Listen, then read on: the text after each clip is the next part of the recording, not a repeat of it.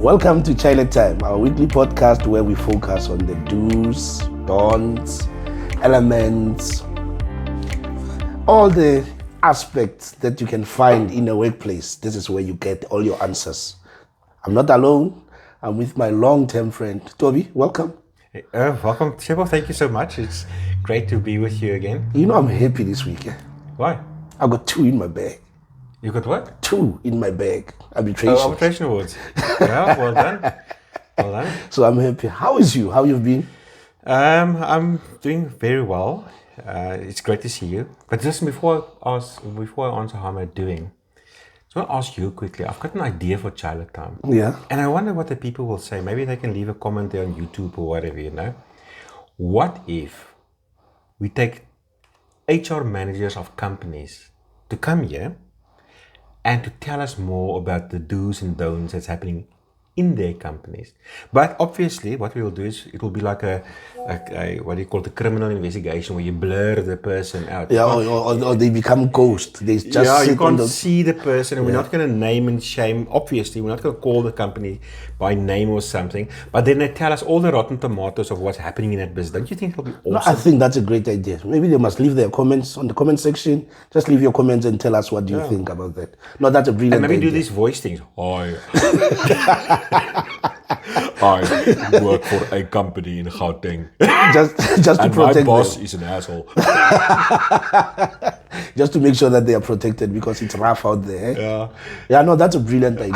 I think it's awesome. Look, at the end of the day, the idea of Chaile Time is not to name and shame, but to let people know what's going on in another person's house. You know, I can only imagine that when you work in a company, you always ask yourself, how are other people doing it?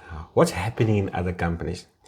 I think it'll be great. But anyway, to get back to your answer, how am I doing? Look, a very close friend passed away this week. In a way, it's like a business colleague. Yeah. Now, there's a bit of a lesson here. It's actually a colleague at one of our clients, and he was a director and a shareholder, a 51% shareholder in this business. And there's a bit of a lesson here if you're an owner of a business, you know, or responsible for shareholding or whatever the case may be. Sort out your buy and sell agreements, because in this company now, this person is a 51% shareholder. Now he suddenly passed away, and we are completely shocked.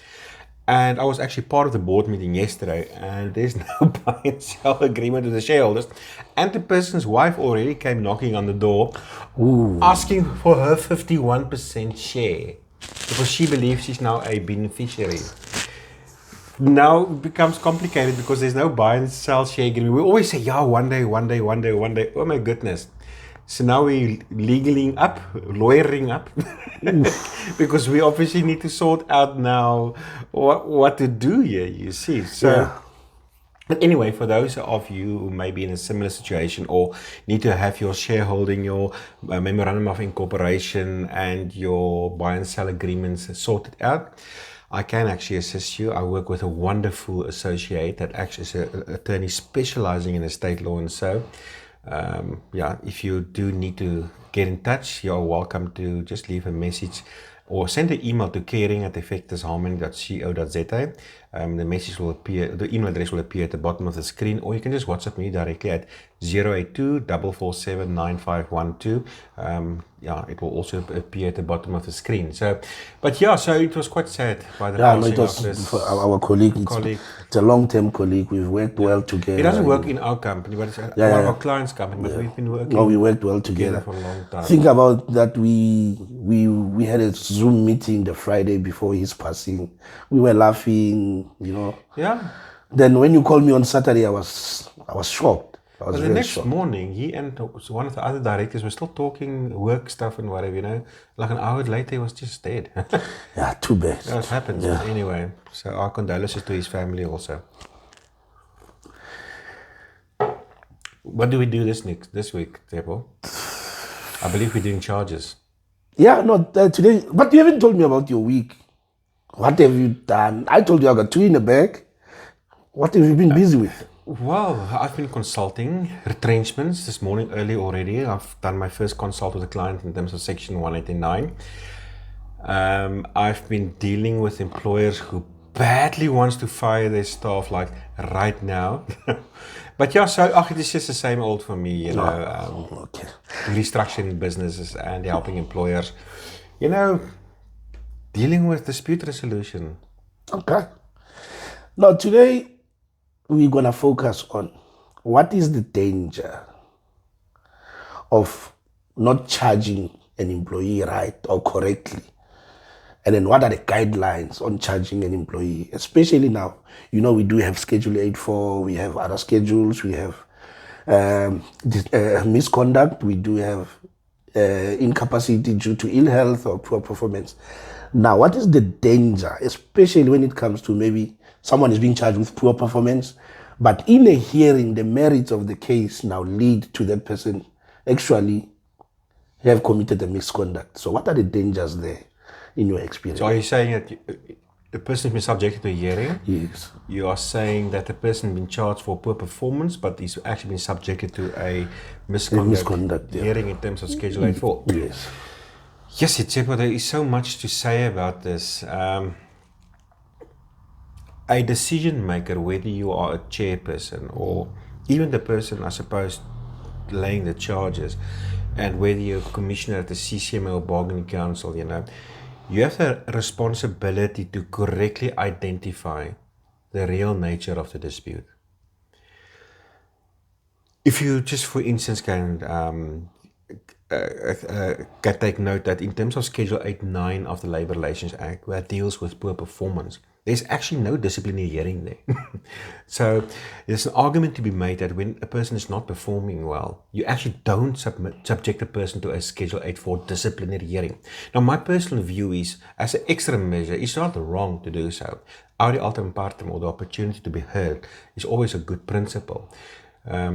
But yeah, the whole idea about these processes, whether it is a retrenchment process in terms of Section 189, whether it is a incapacity process for ill health or poor performance or misconduct, there are different purposes of these processes. And in a way, if you look at the process for a poor performance process, for instance, even for ill health, the process is designed in such a way that it's not actually a dismissal process. The idea is not actually to dismiss a person. Yes, it can lead to a dismissal, but the idea really is to rehabilitate the person, to see if you can't help the person to actually correct his or her performance. Okay, but with a misconduct process, the idea really is to dismiss a person. Yes, there are elements like progressive discipline and the totality of the circumstances which you will apply your mind to as a chairperson on the day of the hearing. But those processes, like warnings and whatever, is something that normally precedes the hearing itself. But the hearing itself, once you as an employer have done your job, the purpose is really to probably want to dismiss the person. And this is where the danger is coming in, is that if you charge somebody for poor performance, okay, but you subject the person to a misconduct hearing, okay, and you realize there is actually a misconduct that the employee probably committed. And if you still proceed to dismiss the person based on those charges, it's not necessarily the end of the world, okay? I can just hear, for instance, I've got this case law here, EOH Abantu versus Brett Danny, where the employee was actually charged for dishonesty for sharing Microsoft keys or something to somebody, I think the person's wife or something like that. Was charged with dishonesty, but the chairperson actually made a ruling and found the person guilty of gross negligence, contrary to what he was charged for. And this is where the danger comes in. And you're going to confuse that commissioner, Chaile. When I studied labor law, they said the commissioner at the CCMA, and all respect to commissioners now, okay, they are like a box of chocolates. When you open that box, you don't know what you're getting. Yeah, true. True. Hey? True. Actually, I was talking to a client yesterday saying, in my experience and all these years that I've been doing this, it's a matter of throwing a seed into the commissioner's head. How it's growing, it's up to the commissioner. Don't read the commissioner. Yeah. Please, people. Don't. You're like, I lost a case. we spoke Did I speak about we it? spoke about it last week. We Yeah. spoke about it last week. I lost this case now. And according to me, that commissioner was in the bag. He was so against the union or whatever. Nah? But the union still won the case. But that's now another case. But you see, the thing is, Tsepo, a commissioner do not have to make a correct decision. And that's what people don't understand. It's not about correctness. It's about reasonableness. And what's reasonable for the one is not necessarily reasonable for the other one. Are you arguing with the commissioner? You cannot argue with the commissioner. Are you arguing with the commissioner? You see, he's always right. So, but anyway, now the thing is this. If you look at this case, for instance, the commissioner at the CCMA believed that the dismissal was unfair. The employer took it on review at the Labour Court. The Labour Court agreed with the commissioner. Eventually, the matter went to the Labour Appeal Court. There, the Labour Appeal Court said, man, let's not overcomplicate matters. Labour law is supposed to be simple. The Labour Appeal Court said, it's common cause. We all know, even you yourself, the employee now, Brett Danny, his case was, I was negligent. So you went on the technicality of the charges. Okay? I was negligent. And was I correctly charged, I would have prepared my defense differently. So the court said, you know you were negligent.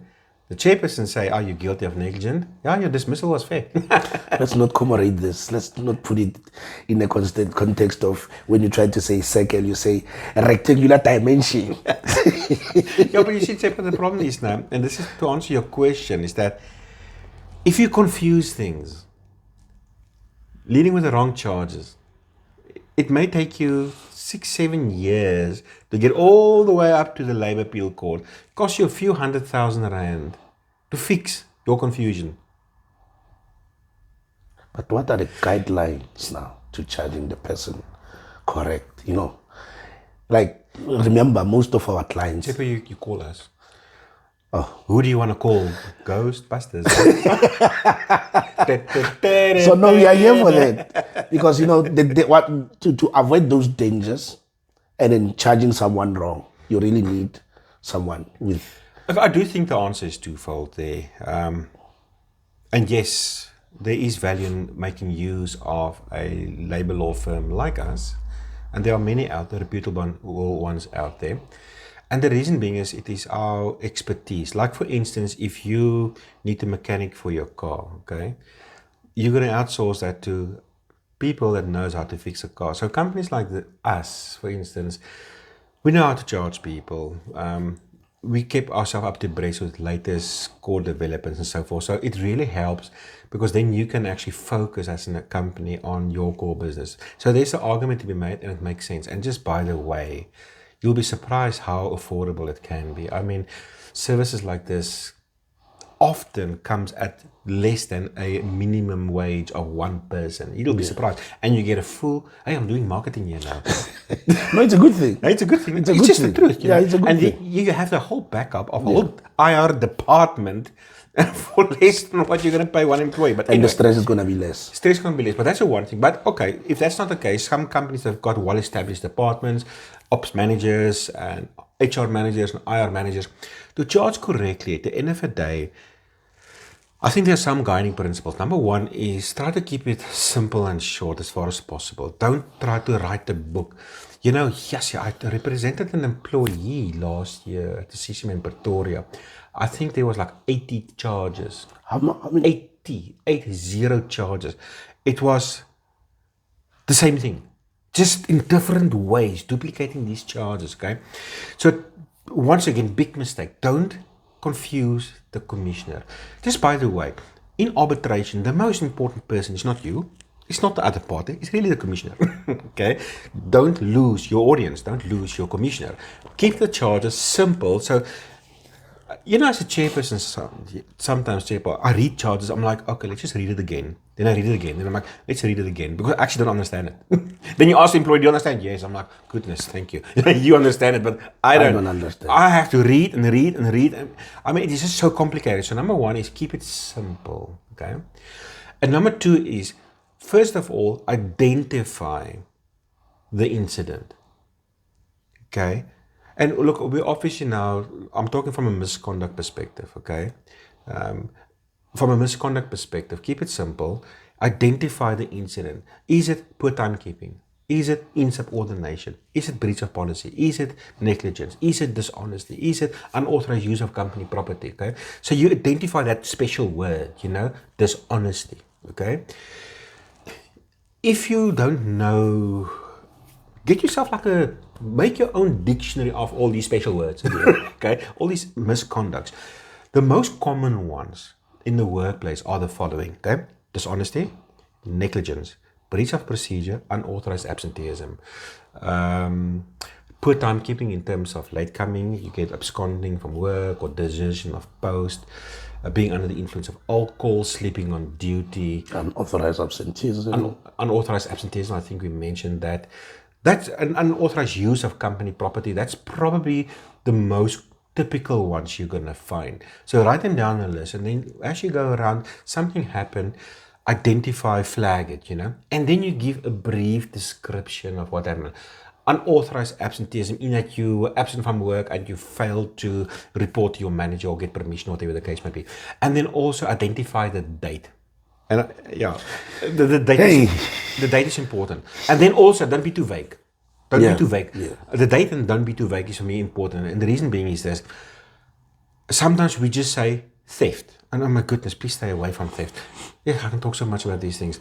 So now you charge somebody theft. But if I'm a habitual thief, I'm like, and you don't say the date and the what. You just say theft. Yeah. If I'm a habitual thief, I'm like, what do you know? Is it the thing I stole yesterday or last week? How am I supposed to prepare for the hearing? Is it the money I stole from the cash register last week? Or yesterday? Or the stock I stole yesterday? Okay? So be specific. Say in that on the 8th of July, as an example, and whatever the case may be, you did the following. Okay? So give a brief description. Identify the misconduct, put the date in there, and a brief description of what happened. That is perfect. Okay, just a side comment on theft. The burden of proof in labor law matters is on the balance of probabilities. Now, if I can just oversimplify this, simple. If I go to the bathroom, I come back, my cups are missing. Was it Mickey Mouse? No. No, probably it was you. You see, so that is the balance of probabilities. It's not beyond reasonable doubt. Beyond reasonable doubt, but you see, that is the burden for criminal offenses. Now, on a criminal offense like theft, the argument goes like you need like evidence, you need like video evidence, and you can't find or have found the person inside the company property yet because maybe his intention was to give it to the correct person still, So you have to find the person outside the property of the company, and he maybe had the intention to steal. So it can be complicated, and yes, we win cases a lot on theft. Until you don't. Until you don't, yes. Until you don't. Because then and I've had cases, you win them and you lose them. And sometimes people have the argument, but you didn't prove intention and I actually left the company premises with it. So, but that's just on theft. But just go back one step. We spoke about misconduct and the charges on, how to identify the incident and so forth. But there's one step we need to take back. Because you mentioned now charging somebody for poor performance, but subjecting to a misconduct process. Yes. A decision maker, chairperson, initiator in a hearing, commissioner, you need to identify, but what is the real nature of the dispute to start off with? Is it misconduct or performance? You know how difficult it is sometimes for an employer, is this performance? Because in layman's terms, everything is poor performance. Yeah. You come late for work. Hey, you're not performing. You're negligent. Hey, you're not performing. You don't hit your sales targets. Hey, you're not performing. Everything is, you're not performing. It's like unfair labor practice. Everything is unfair labor practice. It's unfair labor practice. Hey, my employer didn't greet me. It's unfair labor practice. Everything is unfair labor practice. You see, we need to be a bit more specific. So if you look at to identify the real nature of the dispute, a quick way to try to understand or differentiate between misconduct and poor performance. Poor performance deals with ability. Do you have the ability to perform or not? Misconduct deals with your attitude. You can perform, but you don't do, or you don't want to. So when it comes to, as an example, for instance, this person, is not doing his work. But if the person historically did perform up to the required standard, okay, then obviously the person can perform. It's capable. He is capable of performing. He's misconducting himself. But if it's like a new employee who's never performed, then, you need to investigate whether the person's got the ability or not. Okay, a quick one before we wrap up. Failure to follow a standard procedure or a lawful procedure in terms of the procedures in the company, and gross insubordination. Because at some point I dealt with a union member who was I was chairing a hearing, and he was challenging the fact that, but this guy, the definition of insubordination states that the person who is willingly, who doesn't want to obey the instruction willingly, but no, in this case, he was instructed, but he did not do it as instructed, but that was not willingly. So is there a thin line between those two things? I think, what's important to understand that when you have a lawsuit and you are now representing a party, whether you're a lawyer or IR specialist or whatever the case may be, whether you're representing the employer or representing the employee, you always start your investigation when you're representing somebody with a narrative, with a argument, a point of attack. Sometimes that narrative is nonsense, no? But who cares? We're making money, you see. But that's the thing. A lawyer will, for instance, send an argument before arbitration to the employer, as an example, no? If he's representing the employee, with a whole explanation of their view. And you sit on the other side, you're like, this is nonsense, man. But that is the view they're concocting up here now, you see. But now, the thing is this, in that hearing on arbitration, like you said now, he didn't willingly. Sometimes that is just there to create a narrative. It's not necessarily the truth. Okay? The truth is really established by the investigation itself, because sometimes there's an overlap in terms of charges and in terms of what it could mean, but people exploit that because it's maybe not been defined properly. Now, yes, sometimes an employer, and I suppose it's okay, we typically win cases like this too, where an employer will charge somebody for insubordination, but it's actually just a breach of policy. Now, typically for insubordination is when an employee failed to follow the instruction of an employer. So with a policy, there's been no clear instruction. It's not like somebody pitch up and say, hey, today you must do this. Okay? But it is expected of him to do that. In terms of the policy, now, some employers see that policy as a standing instruction. Yeah. You must start at work at 8 o'clock in the morning. Now, if you don't do it, employers will typically charge you for timekeeping, some for insubordination. It's probably a bit of a stretch, so that's why you need to be clear. And once again, don't confuse the commissioner, because if you're on a breach of a policy and you start with things like insubordination, you may confuse the commissioner. So some will say, this is actually insubordination, because now remember what I said about the narrative. Yeah. If you actually breach a policy and you charge insubordination, the comrades willingly challenge. They're going to start with willingly and all these kind of things. So if you breach a policy, charge a guy for breach of policy. But also, the same can be argued with negligence. If you breach a policy, why? Did you do it willingly or negligently? You see, so try to be clear, man. So if somebody, now what's the definition of negligence? Okay, negligence, if you take the conduct of the employee, okay, and compare it to another employee in similar circumstances, will you regard reasonably that that person's conduct was negligent? Gross negligence got an extra added tag, and the employee should have been able to foresee prejudice or damages to the employer. So if it's that, charge accordingly. If it's a breach of procedure, it's a breach of procedure. Yeah. And yes, if you don't know a tag like negligence or dishonesty, charge somebody for misconduct. Ultimately, it all falls under the umbrella of misconduct. It's clean, it's clear. Now I'm in a better understanding. I hope our followers are also in a better... Keep it simple and straight. Keep it simple and straight. Before we close, quickly, because I also won a case about a few months back. It was a mechanic, a diesel mechanic in one of our clients somewhere. He was charged with one thing about 5 times. Oof. So the commissioner, in a way, she asked me, what is actually the one thing that he was guilty on? Because it seems like this thing is repeating itself. Then I scrapped off and I left gross negligence there. Then I ran with that baton and then. Yeah, it's important that you bring that you say that. It's actually called splitting of charges. Some employers get so emotional, no? You know, it is insubordination in that you did not follow the timekeeping policy. It's poor timekeeping in that you were late. It's unauthorized absenteeism in that you were late for 1 hour. You know, it's the same thing. But employers really wants to nail you. If I can't nail you with breach of policy, it's insubordination. No, man. Just relax.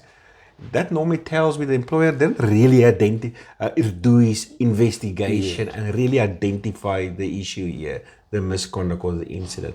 Yeah, stay away from splitting of charges because you may actually lose the confidence of the commissioner.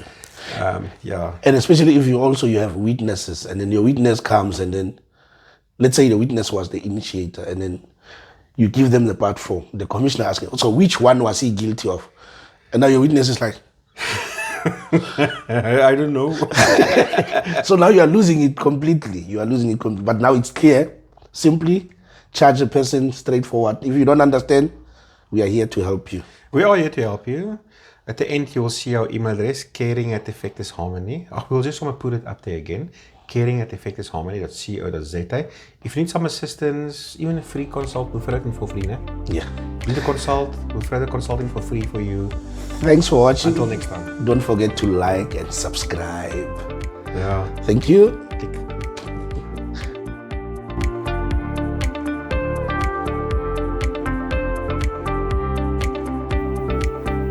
Next week on It's Chaile time. There are two I intentionally damaged. I said intentionally. I don't mean intentionally, I mean today we're going to talk about employees. Né? We're going to talk to employees today. To them. We're going to talk to employees. Né? And I've actually labeled this employees living in La La Land. You know La La Land? It's like you live in this dream world, okay? It's like